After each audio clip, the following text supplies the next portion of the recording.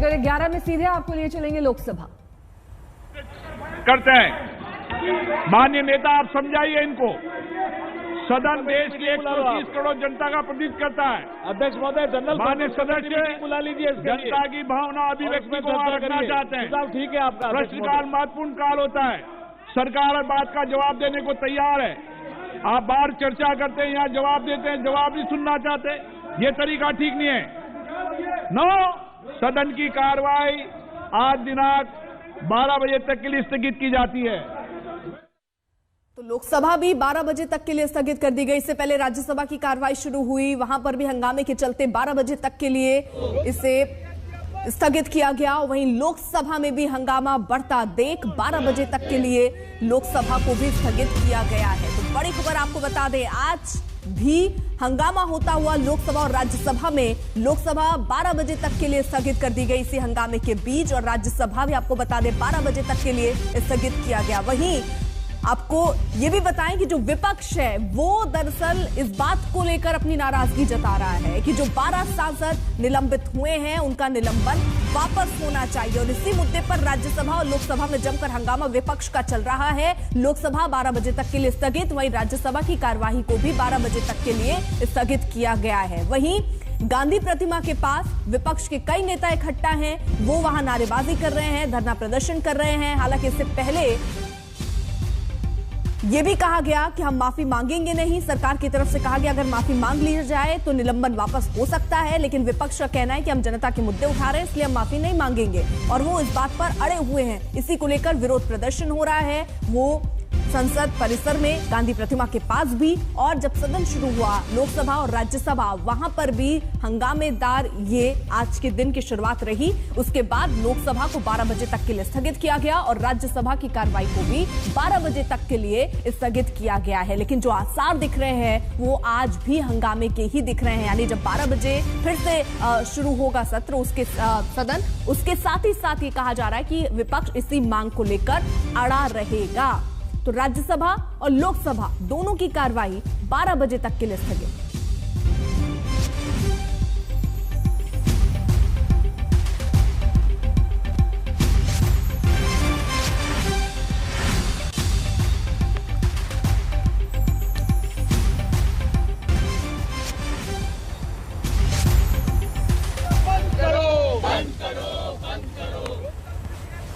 तो ये लोकसभा की कार्रवाई और राज्यसभा की कार्रवाई कुछ देर ही चल सकी।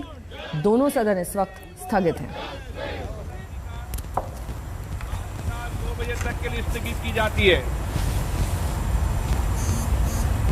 सदन में चर्चा नहीं करना चाहते हैं, ये उचित नहीं है। मैंने सभी माननीय सदस्यों को कहा है कि प्रश्नकाल के अंदर, ये प्रश्नकाल माननीय सदस्यों का है, उनको पर्याप्त समय, पर्याप्त अवसर मिलता है चर्चा संवाद करने का। माननीय सदस्य approved action is taken. Many houses lakes.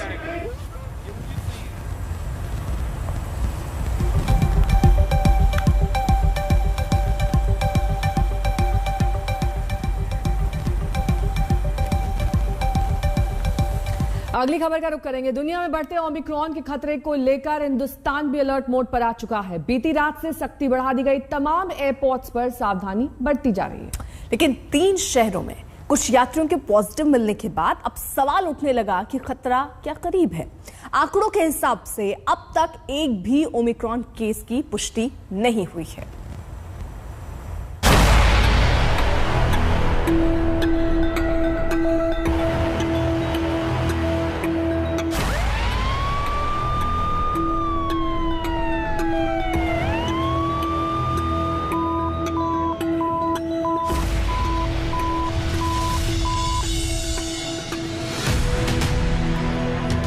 खौफ पुराना है लेकिन खतरा नया है। नाम है ओमिक्रॉन।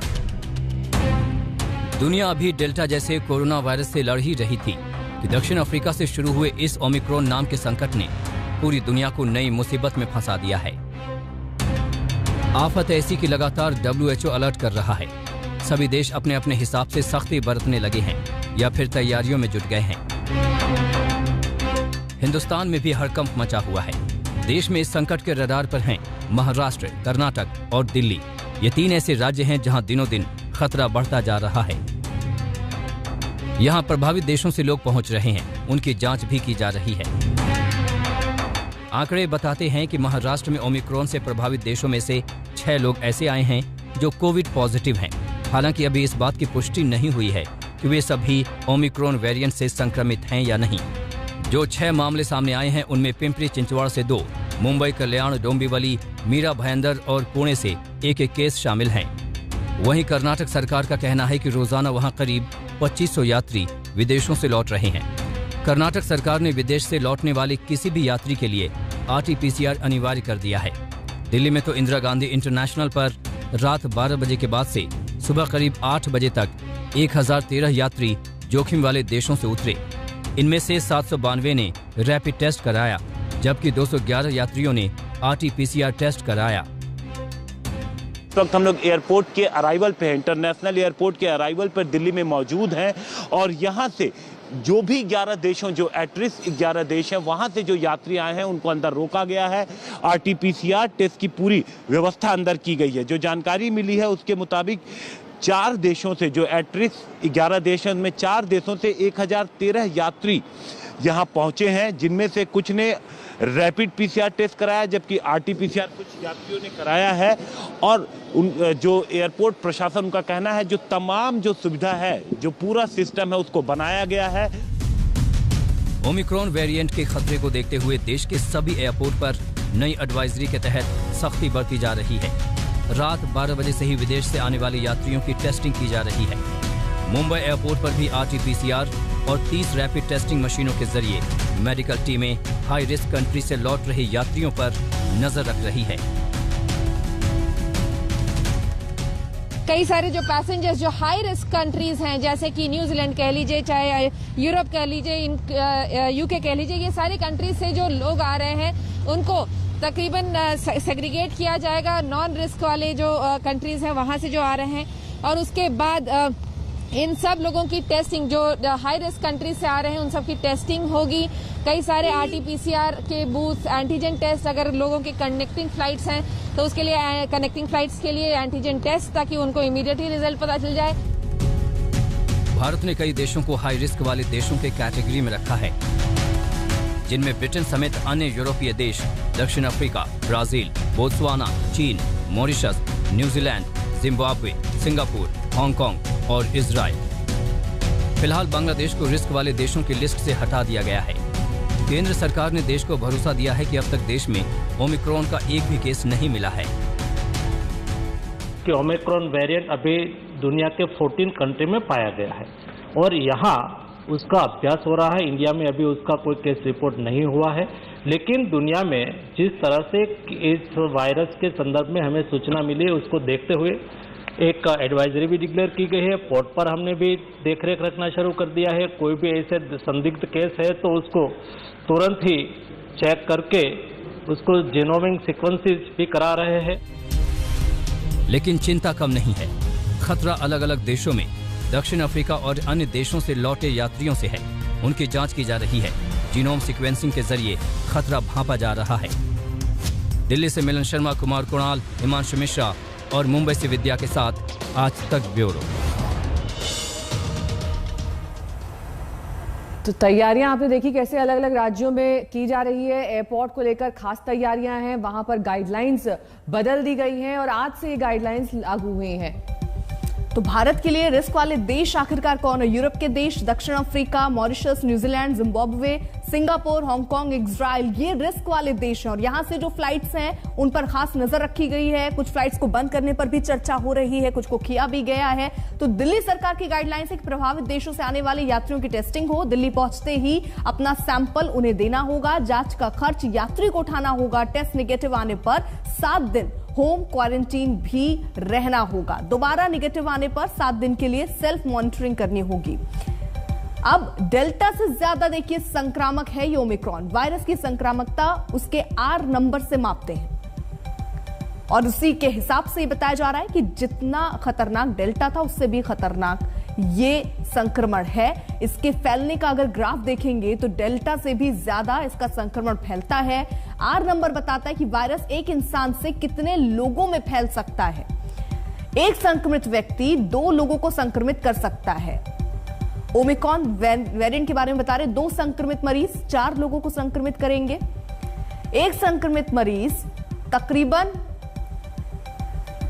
ये डेल्टा वेरिएंट का हम आपको बता रहे हैं कि किस तरीके से डेल्टा वेरिएंट फैलता था, संक्रमण कितनी तेजी से फैलता था, ये हम आपको बताने की कोशिश कर रहे हैं। लेकिन ओमिक्रॉन वेरिएंट बताया जा रहा है डेल्टा वेरिएंट से भी ज्यादा तेजी से फैलता है। लेकिन इसका असर क्या होता है, क्या उतना ही रिस्क जितना डेल्टा में हमने देखा, क्योंकि ऑक्सीजन की लोगों की कमी महसूस लोगों ने की और रिस्क बहुत ज्यादा था, क्या उतना ही रिस्क ओमिक्रॉन का भी है? इस पर अभी देखिए रिसर्च चल रहा है, वैज्ञानिक इस पर अभी खोज कर रहे हैं। इसका संक्रमण तो बहुत तेज है, लेकिन इस कितना खतरनाक है या कितनी गंभीर स्थितियां इसके संक्रमण से लोगों को हो सकती हैं, उस पर अभी रिसर्च किया जा रहा है।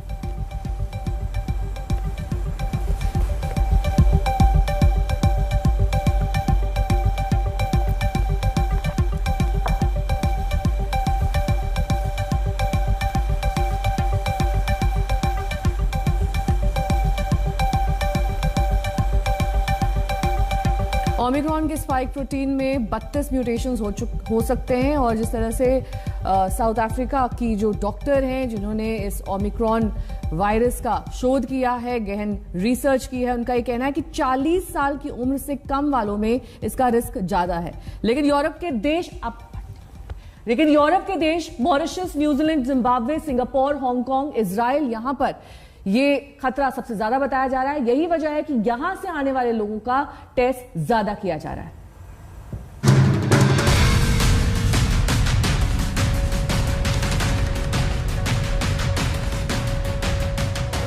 विदेशों से यात्रियों के लौटने का सिलसिला जारी है। खतरा उतना ही बढ़ता जा रहा है। वैसे तो बीती रात से नई एडवाइजरी लागू हो चुकी है, लेकिन असल चिंता एडवाइजरी पर अमल होने से पहले पहुंचे यात्रियों को लेकर है। मध्य प्रदेश का सागर उन्हीं में से एक शहर है, जहां सोमवार की रात नाइजीरिया से 3 लोग लौटे। इसकी भनक लगते ही प्रशासन में हड़कंप मच गया। फौरन अधिकारी एक्शन में आ गए। नाइजीरिया से लौटे तीनों यात्रियों का RT-PCR टेस्ट किया गया और अब उन्हें क्वारंटीन कर दिया गया है। जानकारी के मुताबिक फिलहाल उनमें कोरोना के लक्षण नहीं हैं। अभी उनमें RT-PCR सैंपल उनका लिया गया है। अभी उनमें कोरोना के किसी प्रकार के लक्षण नहीं है। रिपोर्ट आने के बाद उनकी स्थिति मालूम होगी। यदि रिपोर्ट में नेगेटिव आती है 7 दिन के बाद पुनः उनका सैंपल लिया जाएगा और यदि ऐसी स्थिति आती है कि अगर कोई कोरोना के लक्षण दिखाई देते हैं, रिपोर्ट पॉजिटिव आती है, तो जीनोम सीक्वेंसिंग की उसकी करवाई जाएगी। ओमिक्रॉन का खतरा काफी गंभीर है। शीतकालीन सत्र की शुरुआत से पहले प्रधानमंत्री मोदी ने भी देश को इस खतरे से आगाह किया। नए वेरिएंट की खबरें भी हमें और सतर्क करती हैं और सजग करती हैं। मैं संसद के सभी साथियों को भी सतर्क रहने के लिए प्रार्थना करता हूं। आप सभी साथियों को भी सतर्क रहने के लिए प्रार्थना करता हूं, क्योंकि आप सबका उत्तम स्वास्थ्य, देशवासियों का उत्तम स्वास्थ्य ऐसी संकट की घड़ी में हमारी प्राथमिकता है। अब वही खतरा हर किसी को डरा रहा है। इंटरनेशनल फ्लाइट्स बंद करने की मांग तेज हो गई है। लगातार पीएम मोदी से उड़ानें बंद करने की मांग करने वाले अरविंद केजरीवाल ने तैयारियां तेज कर दी हैं। इस वक्त हम लोगों ने 30,000 ऑक्सीजन बेड्स तैयार कर लिए हैं। 30,000 ऑक्सीजन बेड्स ऑलरेडी तैयार हो चुके हैं, जिसमें से लगभग 10,000 आईसीयू बेड्स हैं। इसके अलावा 6800 आईसीयू बेड्स अभी अंडर कंस्ट्रक्शन है। ये फरवरी तक तैयार हो जाएंगे। तो 10,000 आईसीयू बेड्स ऑलरेडी तैयार हो चुके हैं, 6800 अंडर कंस्ट्रक्शन है। तो 17,000 आईसीयू बेड्स हमारे पास कुछ समय में बन के तैयार हो जाएंगे। दिल्ली सरकार ने नई एडवाइजरी जारी की है। इसके तहत प्रभावित देशों से आने वाले यात्रियों की टेस्टिंग की जाएगी। दिल्ली पहुंचते ही सैंपल देना होगा।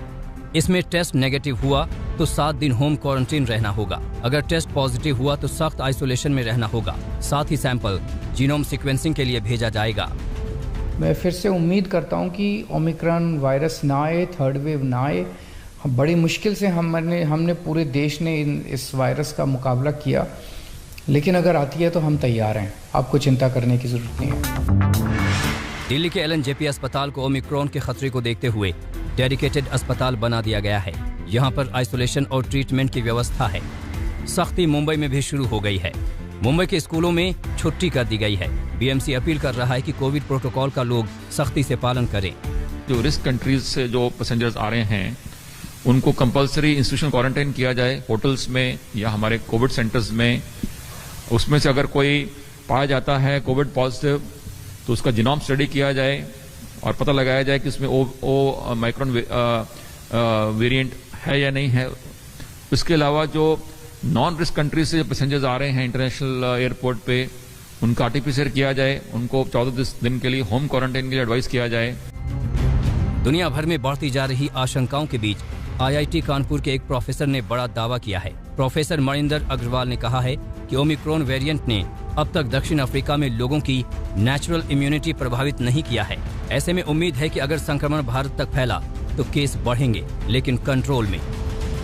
खासतौर से जो स्पाइक प्रोटीन इस कोरोना वायरस का होता है उस पे आधारित वैक्सीन है, उनको शायद ये बाईपास कर सके क्योंकि उसके स्पाइक प्रोटीन में बहुत सारे म्यूटेशंस हैं।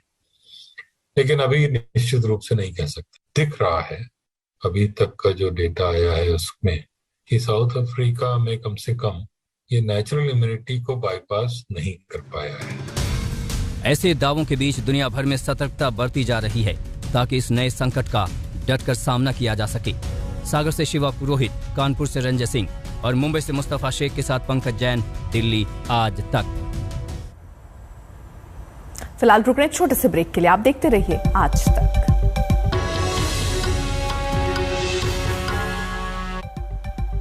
अब बात जम्मू कश्मीर के पुलवामा में हुए आतंकी हमले की। सुरक्षा बल के जवानों ने 2 आतंकियों को मार गिराया है। सर्च ऑपरेशन अब भी जारी है। पुलवामा के कसबयार में आतंकियों के छिपे होने की सूचना के बाद पुलिस, सेना और सीआरपीएफ हरकत में आई। मौके पर पहुंची टीम ने आतंकियों पर फायरिंग शुरू कर दी। इसका मुंहतोड़ जवाब जवानों ने भी दिया और 2 आतंकियों को ढेर कर दिया। फिलहाल 1 और 11 में आज के लिए बस इतना ही। आप देखते रहिए आज तक।